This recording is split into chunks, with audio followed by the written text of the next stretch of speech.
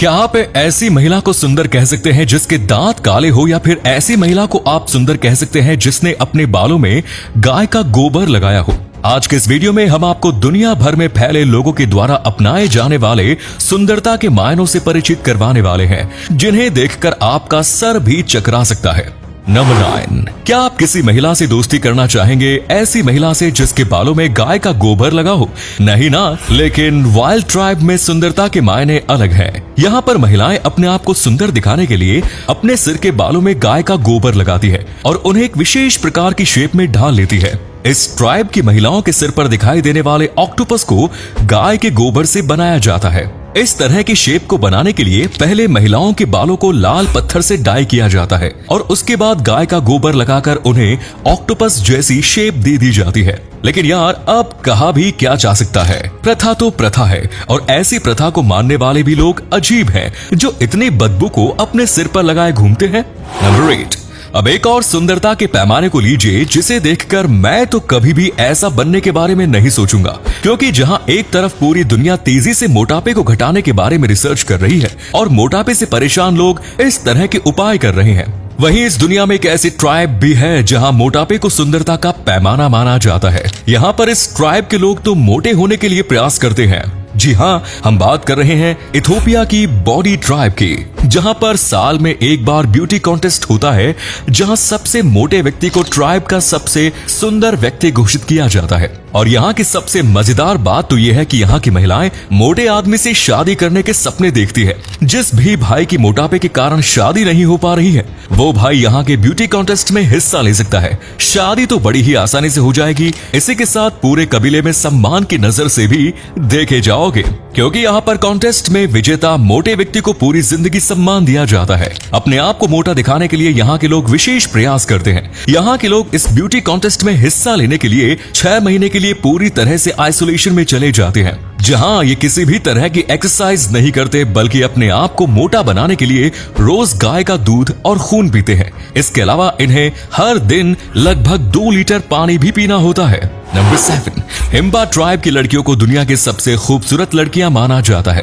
ये महिलाएं अपने बालों को विशेष प्रकार से सजा कर रखती हैं, तो वहीं ये अपने पूरे शरीर पर भी एक विशेष प्रकार का पेस्ट लगाती है। ये पेस्ट ही इन्हें सुंदर बनाता है। भले ही इस पेस्ट के कारण ये सुंदर दिखाई देती होंगी, लेकिन ये लड़कियां महीनों तक नहाती नहीं है। हद है यार, ऐसी सुंदरता भी किस काम की जिसमें महीनों नहाया ही नहीं जाता हो। लेकिन फिर भी इनके लिए तो ये ही पैमाना है। यहाँ की लड़कियां अपने बालों को सजाने के लिए मिट्टी, धूल, सब्जियों के अलावा बहुत सी चीजों को एक पेस्ट तैयार करती है, जिसे वे अपने बालों में लगाती हैं। इसी के साथ वे इस पेस्ट को अपने पूरे शरीर पर लगाने के लिए भी काम में लेती है। ये पेस्ट उतरे नहीं, इसीलिए यहाँ की लड़कियां महीनों तक नहीं नहाती। ये पेस्ट भले ही इनकी खूबसूरती का पैमाना हो, लेकिन ये पेस्ट ही इन्हें अफ्रीका के क्लाइमेट में सुरक्षित रखने का काम करता है। नंबर 6, आपने जिराफ की लंबी गर्दन तो देखी ही होगी ना। अब यदि ये कहा जाए कि लंबी गर्दन ही सुंदरता का पैमाना है, तो क्या आपको ये अजीब नहीं लगेगा? लेकिन पैडोंग ट्राइब एक ऐसी ही ट्राइब है जहां की लड़कियों के लिए खूबसूरती का पैमाना लंबी गर्दन है। यहाँ पर जिस लड़की की गर्दन सबसे लंबी होती है, उस लड़की की शादी जल्दी होने की संभावना होती है और उसे ही यहाँ पर सबसे सुंदर भी माना जाता है। इस ट्राइब में उसी महिला को सबसे आकर्षक माना जाता है जिसकी गर्दन की लंबाई सबसे ज्यादा होती है। अपनी सुंदरता को बढ़ाने के लिए यहाँ की लड़कियां अपने गले में रिंग पहनती है ताकि उनकी गर्दन की लंबाई बढ़ जाए। यहाँ की लड़कियों की गर्दन में मजबूत रिंग 5 साल की उम्र से ही डाल दी जाती है और जैसे उम्र बढ़ती जाती है, गर्दन की लंबाई बढ़ती जाती है, वैसे वैसे इनकी गर्दन में रिंग्स की संख्या भी बढ़ती जाती है। ये रिंग्स इनकी गर्दन में जीवन भर के लिए ही डली रहती है, क्योंकि गर्दन की लंबाई बढ़ने पर इनकी गर्दन बिना किसी सहारे के स्टेबल नहीं रह पाती। नंबर 5, क्या हो यदि आपके सिर पर 6 किलो बालों का एक गट्ठा रख दिया जाए? हो सकता है आप इसे कुछ देर तक अपने सिर पर रखो, लेकिन कुछ देर बाद आप इसे उतार देंगे। लेकिन यदि आपसे ये कहा जाए कि इसे आपको अपने सिर पर जीवन भर के लिए धारण करना पड़ेगा, तो यही आपकी सुंदरता का पैमाना है। इस बात पर आपका क्या कहना है?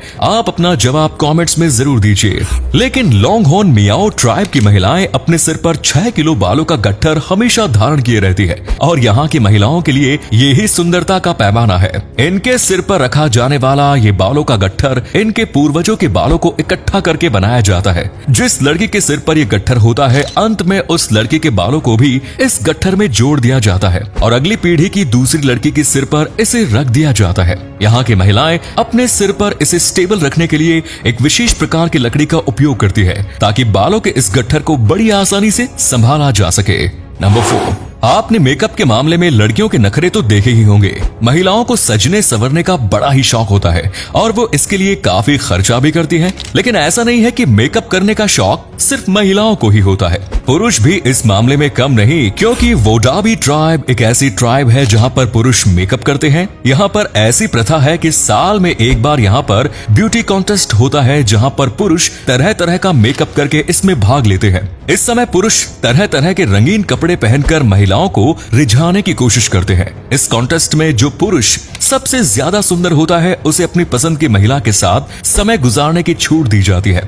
इस कॉन्टेस्ट की सबसे खास बात यह है कि इसमें कौन सा पुरुष सबसे अच्छा दिखाई दे रहा है, इसका चयन भी महिलाओं के द्वारा ही किया जाता है। इस दिन यहाँ के पुरुष अपने आप को बड़े ही रंगीन अंदाज में रंग कर मेकअप करते हैं। नंबर 3, दोस्तों, जापान को आज के समय में सबसे टेक्निक और इनोवेटिव कंट्री माना जाता है और इसका कारण है कि जापानी हर दिन कुछ न कुछ नया इजाद करते ही रहते हैं। इस कारण से जापान को टेक्नोलॉजी के मामले में मात नहीं दी जा सकती। लेकिन मुझे लगता है कि आप जापानियों को लुकिंग के मामले में जरूर पीछे छोड़ सकते हैं। जी हाँ, जापान में याइबा टीथ को सुंदरता का पैमाना माना जाता है, जहाँ दूसरे देशों में दांतों को सीधा और एक ही शेप में रखने को सुंदरता का पैमाना माना जाता है। लेकिन जापान में ये माना जाता है कि यदि आपके दांत टेढ़े मेढ़े हैं तो आप सबसे सुंदर हैं और इसी कारण से यहाँ की महिलाएं डेंटिस्ट के पास अपने दांतों को टेढ़ा मेढ़ा करवाने के लिए जाते हैं और हम दांतों को सीधा करवाने के लिए डेंटिस्ट के पास जाते हैं। यदि आपके पास टेढ़े मेढ़े दांत है तो आप जापान में सबसे सुंदर व्यक्ति माने जाएंगे और आपकी इज्जत की जाएगी।